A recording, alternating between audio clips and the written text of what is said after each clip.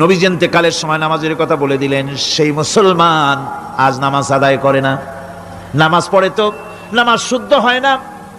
হযরতে হুযায়ফা রাদিয়াল্লাহু তাআলা আনহু তিনি একবার ইয়েমেন সফর করেছিলেন, এক মসজিদে নামাজ পড়লেন।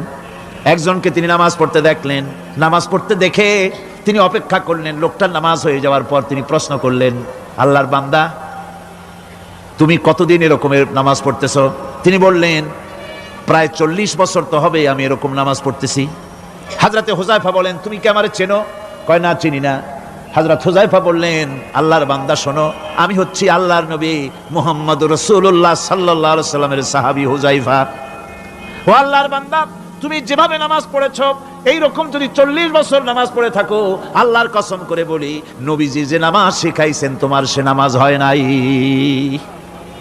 রাসূলুল্লাহ নামাজ হয় নাই, নামাজ পড়লেই হবে না।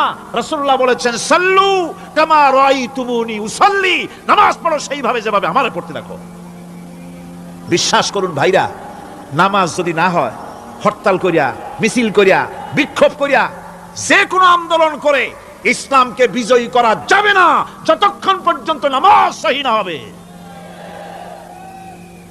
নামাজ হচ্ছে ফাউন্ডেশন, নামাজ নাই কিচ্ছু নাই। ঠুকঠাক করে দুইটা সেজদা দিয়ে উঠে যাবেন, আপনার ইসলামী আন্দোলনের 4 পয়সার দাম নাই।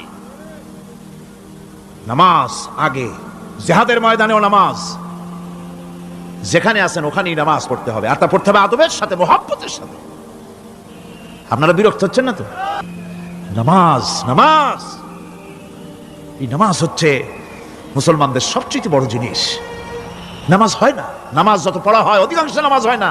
নামাজের ভিতরে তাদিল আর কাম, তাদিল করা ওয়াজিব। যতক্ষণ দাঁড়িয়ে থাকবেন, রুকুতে থাকবেন, যতক্ষণ দাঁড়ায় থাকবেন ততক্ষণ অন্তত এক তাসবিহ পরিমাণ তো বটেই। যদি তা না হয়, রুকুত থেকে দাঁড়ালেন, সেজদায় চলে গেলেন, ওয়াজিব তরক হলো। সো সেজদা দিলেন না, নামাজ ফাসিদ হয়ে গেল, নষ্ট হয়ে গেল নামাজ। এটা পাগলামি না, নামাজ সহিভাবে আদায় করতে হবে।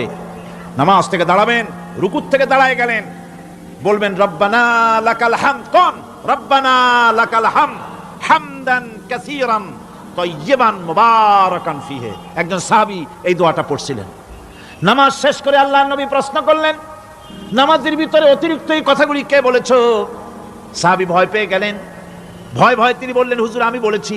হুজুর বললেন, তুমি জানো না আমি নবী, তুমি নবী না, আমি যা দেখি তুমি দেখতে পাও না। তুমি যখন এই দোয়াটা পড়তেছিলে আমি লক্ষ্য করেছিলাম আল্লাহর রহমতের ফেরেশতারা প্রতিযোগিতা করতেছিল তোমার আমল নামায় কে কত বেশি নেকি লিখবে।